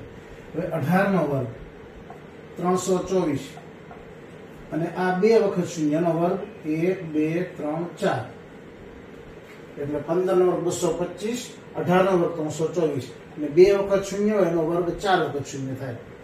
2 વખત 0 તો એનો વર્ગ 4 ટાઈમ્સ 0 કરવાનો. આ બંનેનો સરવાળો 225 વત્તા 324 549 અને આ 4 શૂન્યતા આવશે 1 2 3 4. આ આવ્યું BC નો સ્ક્વેર. જોઈને કેવું લાગે? અને વર્ગમાં કેટલું બધું મોટું હશે આપણને કેમ આવડશે? સમજો, સાવ સરળ છે. 225 અને 324 નો સરવાળો 549 અને આ 4 શૂન્ય તો એમનામ જ રહેશે. હવે આને પેલા ટુકડામાં વેચી નાખી. આને આમ લખી શકાય 549 ગુણ્યા 1 પછી 1 2 3 4 549 ગુણ્યા 10,000 એટલે આવી જાય 549 ગુણ્યા 1 549 into 1 549 પછી 4 પછી 549 ગુણ્યા 10,000 એટલે મૂલ્ય આવી 549 નું ટૂંકમાં 61 ગુણ્યા 9 ગુણ્યા 10,000 549 ના બે ટુકડા કરવાના 61 9 61 into 9 કરો એટલે 549 આવે ગુણ્યા 10,000. હવે આનું વર્ગમૂળ આ આવ્યું BC સ્ક્વેર વર્ગમૂળ BC સ્ક્વેર નું વર્ગમૂળ BC 61 નું વર્ગમૂળ ના નીકળે એટલે વર્ગમૂળ 61 9 નું વર્ગમૂળ 3 10,000 નું વર્ગમૂળ 100 1 નું વર્ગમૂળ 1 અને 4 વખત 0 નું વર્ગમૂળ 2 વખત 0. જો 2 વખત 0 હોય તો વર્ગ 4 વખત 0 થાય તો 4 0 હોય તો વર્ગમૂળ 2 0 થાય. બરાબર. તેથી BC બરાબર 100 ગુણ્યા 3 300 વર્ગમૂળ 61 મીટર. 300 route 61 metre. અહીંયા દાખલો 100% પૂરો થયો. નીચે લાઈન લખવાનું. તેથી જે રકમના શબ્દો હોય તે પુસ્તકમાં જે પૂછ્યું હોય તેથી 1.1/2 કલાક પછી બંને વિમાન વચ્ચેનું અંતર 300 રૂટ 61 કિલોમીટર છે. 300 રૂટ 61 કિલોમીટર છે એ આપણો જવાબ. અહીંયા આપણે કિલોમીટરમાં છે બધું 1500 કિલોમીટર 1800 કિલોમીટર તો આ આવશે એનો કિલોમીટર જ આવશે. 1.1/2 કલાક પછી બંને વિમાનો વચ્ચેનું અંતર 300 રૂટ 61 કિલોમીટર છે. ઈ લાઈન લખો પછી આપણો દાખલો પૂર્ણ થયો કહેવાય. બરાબર. જોયું ઉત્તર દિશામાં ઉડતું વિમાન એની ઝડપને આધારે આપણે અંતર જોયું. ઝડપ ગુણ્યા સમયનો ઉપયોગ કરી આવ્યું 1500 કિલોમીટર. એ જ રીતે પશ્ચિમ દિશામાં ઉડતા વિમાનનું અંતર આપણે ઝડપ ગુણ્યા સમયના સૂત્રના આધારે મેળવ્યું 1800 કિલોમીટર. પછી સિમ્પલ પાયથાગોરસ રસ છે. પણ આંકડા મોટા છે એટલે આપણે ગભરાઈ જઈએ એટલો મોટો દાખલો કેમ કરવો. આ બધાનું વર્ગમૂળ તો કેટલું સરળ થઈ ગયું 550 ગુણ્યા 10,000 550 નું 61 into 9 આનું વર્ગમૂળ ના નીકળે એટલે રૂટ 61 9 નું 3 10,000 નું 100 સાવ સરળ થઈ. એટલે આ રીતે તમે દાખલો કરશો તો કોઈ પણ મોટા દાખલા છે અને તમને સરળતાથી કરી શકો. બાકી ઘણા તો વિદ્યાર્થી અહીંથી કંઈથી અધરો મૂકી દે એટલો મોટો દાખલો કેમ કરો. પણ એટલો અઘરો નથી પણ સારો છે. બરાબર. અને એકમ કિલોમીટર આવશે મીટર હોય તો મીટર એકમ જે રકમ આપ્યો હોય એ એકમ આપણે જવાબમાં લખવાનું. ક્લિયર. બરાબર. દાખલો શાંતિથી જોઈ લો.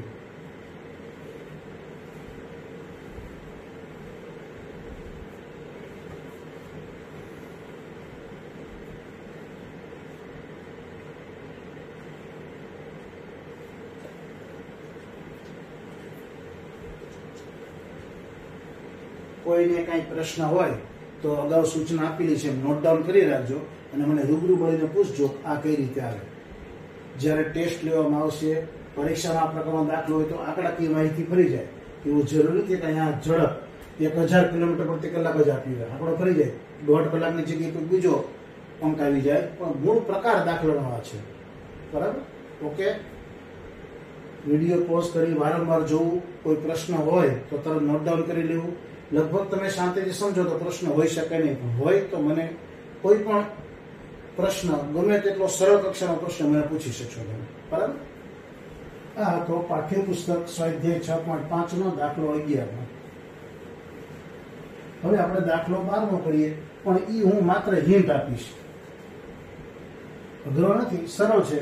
રકમ વાંચી લો અને હું દાખલો કરવાનો નથી, હોમવર્કમાં જ કરવાનો છે પણ તમને કઈ રીતે કરવો એ માત્ર સરળ સમજૂતી બહુ ટૂંકમાં આપી દઈશ. પદ્ધતિ સરાપા દાખલો નહીં કરાવું. સ્વાધ્યાય 6.5 દાખલો 12 જોઈ લો રકમ બરાબર.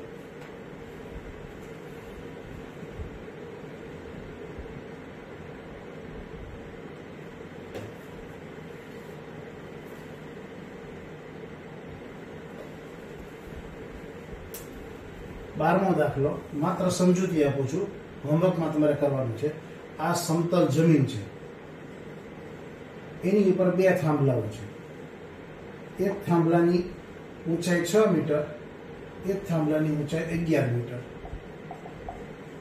6 મીટર અને 11 મીટર ઊંચાઈના થાંભલા સમતલ જમીન ઉપર આવેલા છે.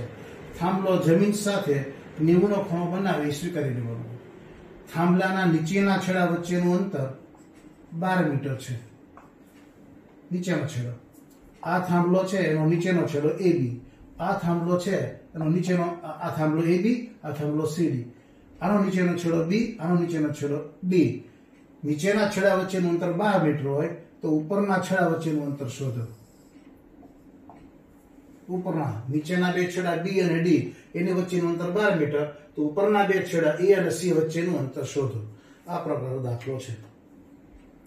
તમે જાતે કરજો, હું સમજૂતી આપી દઉં છું. આપણે એક આ લાઈન દોરીએ, નામ આપીએ P. BD સમાંતર AP દોરો. BD સમાંતર AP દોરો. દાખલા તરીકે ત્યાં ડેટા લખવાના. AB બરાબર થાંભલો 6 મીટર, CD બરાબર થાંભલો 11 મીટર, BD બે થાંભલા વચ્ચેનું અંતર 12 મીટર. આ બધું વિગતવાર લખવાનું ડેટા. અને BD સમાંતર AP દોરો. હવે આ 12 મીટર છે તો આ કેટલું થશે? 12 મીટર થશે. સ્વાભાવિક છે. AB 6 મીટર છે તો એ સાથે PD પણ કેટલું થશે? 6 મીટર. AB અને PD સામસામે. હવે આ ABDP લંબચોરસ થાય. લંબચોરસની સામસામી બાજુ સરખી થાય એટલે 12 મીટર સામે 12 મીટર, 6 મીટર સામે 6 મીટર. હવે આખું C'P'D હોવાથી CD એટલે કોનો સરવાળો થશે? CP plus PD. CD થાંભલો કેટલો છે? C'P'D. આખું CD એટલે CP પ્લસ PD. એટલે CD છે એ કેટલું છે? થાંભલો 11 મીટરનો. CP એ આપણને ખબર નથી, પ્લસ PD એ તો આ 6 છે તો આ 6 જોવાનું, પ્લસ 6 બાજુ આવે તો CP ઇક્વલ ટુ કેટલું થશે? 5 મીટર. એટલે આપણને કેટલું મળશે? 5 મીટર. ક્લિયર? હવે આ જે ત્રિકોણ છે APC, આ ખૂણો લેવું ન હોય એમાં પાયથાગોરસનો પ્રમેય. આ 5, આ 12, તો ત્રિપુટી છે 5, 12, 13. તો AC કેટલું આવશે? 13 મીટર. AC બરાબર 13 મીટર. તેથી થાંભલાના ઉપરના છેડા વચ્ચેનું અંતર 13 મીટર આવશે. દાખલો વિગતવાર કરવાનો, પણ મેં તમને માત્ર સમજૂતી આપી. એટલે હોમવર્કમાં તમે પદ્ધતિસર કરજો. આકૃતિ, ડેટા બધું લખવાનું. ફરીવાર સમજી લો. આ થાંભલો 6 મીટરનો, આ થાંભલો 11 મીટરનો. નીચેના બે છેડા વચ્ચેનું અંતર 12 મીટર, ઉપરનો બે છેડા A અને C વચ્ચેનું અંતર આપણે શોધવાનું છે. 6 આ ABDP લંબચોરસ થાય તો 6 મીટરની સામેની બાજુ 6 મીટર, 12 ની સામેની બાજુ 12 મીટર.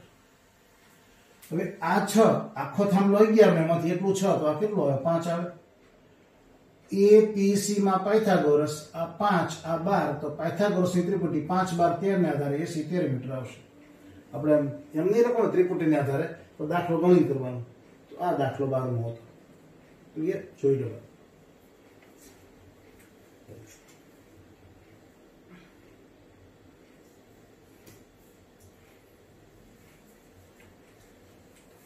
તો મિત્રો અહીં આપણે સ્વાધ્યાય 6 સૈદ્ધાંતિક દ્રષ્ટિએ પૂર્ણ કર્યો હતો, પણ અહીંયા સ્વાધ્યાય 6.1, 6.2, 6.3, 6.4 અને 6.5 એમ કુલ 5 સ્વાધ્યાયો મેં મારી સમજ મુજબ બેસ્ટ સમજાવવાનો પ્રયત્ન કર્યો.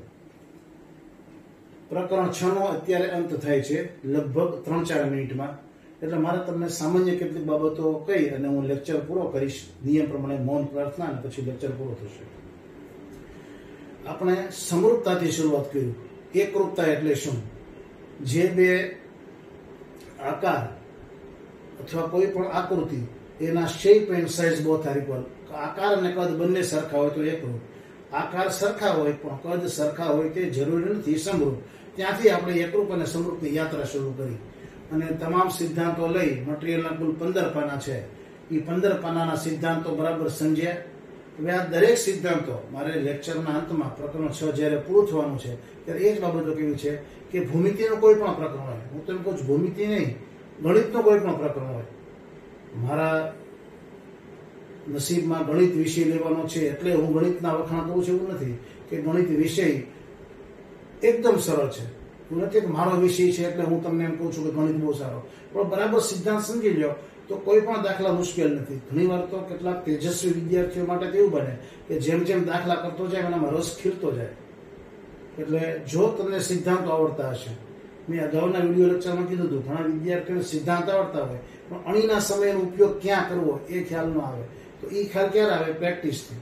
અને ઘણા વિદ્યાર્થીઓ પૂછે, તમે ઘણીવાર પરિણામ 1 અને 2 નો સરવાળો કરો છો, ક્યારેક પરિણામ 2 ભાગ્યા 1 કરો છો, ક્યારેક પરિણામ 1 અને 2 ની બાદબાકી કરો છો. તો એ બધું ક્યારે ખબર પડે?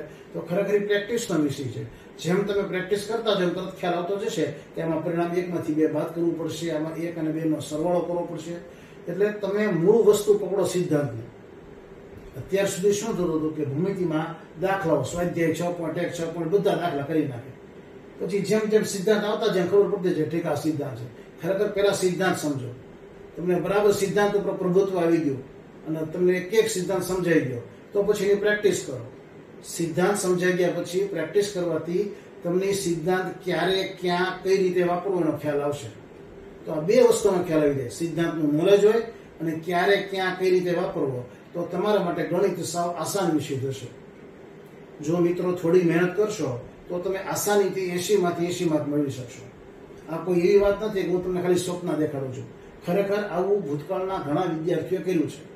તો પ્રકરણને અંતે મારે એટલું જ કહેવાનું છે દરેક વિદ્યાર્થી મિત્રોને કે બરાબર સિદ્ધાંતને સમજો, સિદ્ધાંતને બરાબર પચાવો, એનો ઉપયોગ ક્યાં કઈ રીતે થાય એ પ્રેક્ટિસ દ્વારા સમજો, એટલે પછી તમારા માટે કોઈ પણ દાખલો આસાન થશે. તો અહીંયા આપણે ભૂમિતિનું પ્રકરણ 6 નામ હતું ત્રિકોણ એ પૂરું કર્યું. પાઠ્યપુસ્તકમાં કુલ 5 સ્વાધ્યાયો છે, 6.1 થી શરૂ કરીને 6.5 સુધી. તમામ સ્વાધ્યાયો મેં આપ્યા. દરેક વિડીયો લેક્ચરની અંતે નિયમિત હોમવર્ક પણ આપવામાં આવે છે. હવે તમારી ટેસ્ટ પણ લેવામાં આવશે. ટેસ્ટમાં એક મૂલ્યાંકન થશે કે તમે ભૂમિતિ કેટલું સમજ્યા છો. ખરેખર તો એ મૂલ્યાંકન ટેસ્ટ છે ને એને ઘણા સમજે કે વિદ્યાર્થીનું મૂલ્યાંકન છે. હું ટેસ્ટને 2 રીતે જોઉં છું. વિદ્યાર્થીનું મૂલ્યાંકન તો છે પણ શિક્ષકનું મૂલ્યાંકન છે. જો તમે ટેસ્ટમાં સારા ગુણ પ્રાપ્ત કરી શકો તો એનો મતલબ કે મારું સમજાયેલું તમે બરાબર સમજ્યા છો. એ ખરેખર ટેસ્ટ શિક્ષકનું મૂલ્યાંકન છે, વિદ્યાર્થીનું તો છે જ, પણ શિક્ષકનું પણ મૂલ્યાંકન છે કે શિક્ષક એમાં કેટલી હદ સુધી સફળ રહ્યો. અને એ લોકો તમે બધા જ વિદ્યાર્થીઓ પ્રથમ ટેસ્ટમાં સારા માર્ક્સ લાવો તો મારા માટે સારી વસ્તુ છે કે મારું સમજાયેલું તમને બરાબર સમજાઈ ગયું છે. તો જ્યારે ટેસ્ટ લેવાય ત્યારે તમે સરસ રીતે એમાં પરફોર્મ કરો, સારા ગુણ લાવો. મારું તો મૂલ્યાંકન થવાનું જ છે, સાથે તમારું મૂલ્યાંકન થવાનું છે અને તમારા માતા પિતાનું, તમારા સમાજનું, તમારા શહેર, તમારા જિલ્લા, રાજ્ય અને રાષ્ટ્રનું ગૌરવ તમે વધારી શકશો. લેક્ચરના અંતમાં મારે ખાસ એ કહેવાનું કે કોઈ પણ સિદ્ધાંત ક્યારેય પણ એવું ન સમજો કે અત્યંત સરળ છે, જોવાની જરૂર જ નથી. ઘણા સમજે પાયથાગોરસ એમાં શું સમજ, તો આપણને આવડે જ છે ને. અને પરીક્ષામાં શક્ય છે પાયથાગોરસનો કોઈ સિદ્ધાંત હોય એમાં વિદ્યાર્થી ભૂલ કરી જાય. એટલે કોઈને હળવાશથી લેવાના, દરેકે દરેક સિદ્ધાંતને બહુ વ્યવસ્થિત સમજવાના. હું તો તમે ગંભીરતાથી ભણો, 10મું ધોરણ છે એટલે બરાબર બધું ભૂલી જાઓ એવું નથી. આપણે મનોરંજન કરવાનું છે, આપણે સાથે સાથે આનંદ પણ કરતા જવાનો છે, પણ શિક્ષણનો આનંદ લેતા જવાનો છે. માત્ર એવું નહીં કે ખાલી ગણિત પૂરતું જ આપણે ભણવું. દરેકે દરેક વિષયોને સમાન મહત્વ આપીને એવું તમે પરફોર્મ કરો કે તમે 10મા ધોરણની વાર્ષિક પરીક્ષામાં સારામાં સારો સ્કોર કરી શકો. પ્રકરણ 6 અહીંયા પૂરું થયું. હવે પછી વિડીયો લેક્ચરમાં આપણે નવા પ્રકરણથી શરૂઆત કરશું.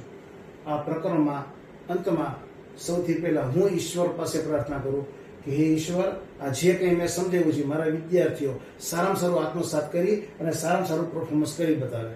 અંતમાં આપણે સૌ મૌન પ્રાર્થનામાં જોડાઈએ. પ્રાર્થનામાં આપણા માતા પિતા, શિક્ષકો, વડીલો, ગુરુજનો, જે કોઈ આપણા ઈષ્ટ હોય, જેને આપણે ઈષ્ટ સમજતા હોઈએ, એને હૃદયપૂર્વક પ્રાર્થના કરીએ કે આ પ્રકરણ અમને લાંબા સમય સુધી યાદ રહે અને આ પ્રકરણના કોઈ પણ દાખલો અમે આસાનીથી સોલ્વ કરી શકીએ. એવી ઈશ્વરને આપણે પ્રાર્થના કરીએ. સૌ પ્રાર્થનામાં સંમિલિત થઈએ.